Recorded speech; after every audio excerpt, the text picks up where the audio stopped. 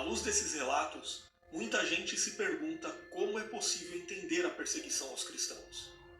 O questionamento neste ponto é: como Deus Todo-Poderoso permitiu que seus fiéis sofressem tanto ao longo do tempo e ainda hoje continua permitindo, afinal, em muitas partes do mundo os cristãos continuam sendo violentamente perseguidos?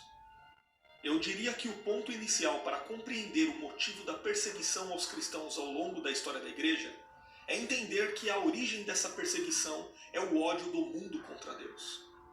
Eu não sei se você sabe, mas a Bíblia fala do homem caído como inimigo de Deus. Em outras palavras, se o pecador tivesse o poder de matar a Deus, de fato, Deus já estaria morto. Esta ideia parece chocante, mas é a verdade. A prova disto é que quando o Deus encarnado esteve neste mundo, os homens não pouparam sua vida. Isso significa que a perseguição aos cristãos é uma tentativa do mundo de destruir a Deus e a sua obra. Se os cristãos são o povo de Deus, então aos olhos daqueles que são inimigos de Deus, esse povo tem de sofrer. Basicamente, este é o motivo da perseguição aos cristãos.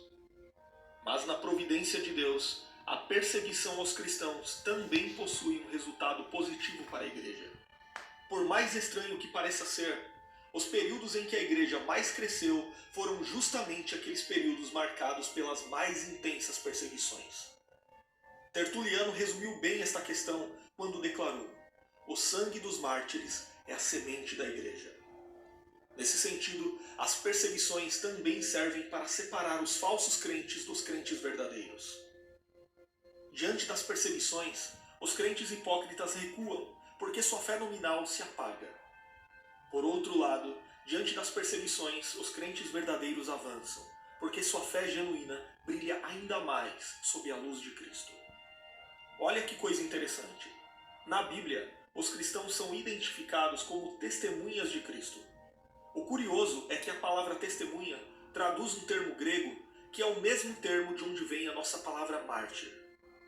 Então, os verdadeiros cristãos são testemunhas de Cristo que não têm suas vidas como mais preciosas que a causa do Evangelho. Os cristãos genuínos são mártires que jamais desistem. Por isso, podemos dizer que o martírio é um dom através do qual o cristão perseguido glorifica a Deus. Inácio de Antioquia tinha exatamente essa consciência quando, diante da possibilidade da morte, declarou: sou trigo de Deus, e os dentes das feras hão de morrer-me, para que possa ser oferecido como limpo pão de Cristo. Mas uma pergunta que é válida aqui é: quando a perseguição aos crentes terminará? Nós sabemos que os cristãos não foram perseguidos apenas nos primeiros séculos. O tempo passou e os cristãos continuam sendo perseguidos até os dias de hoje. Em alguns lugares, a perseguição aos cristãos é mais velada e de caráter moral.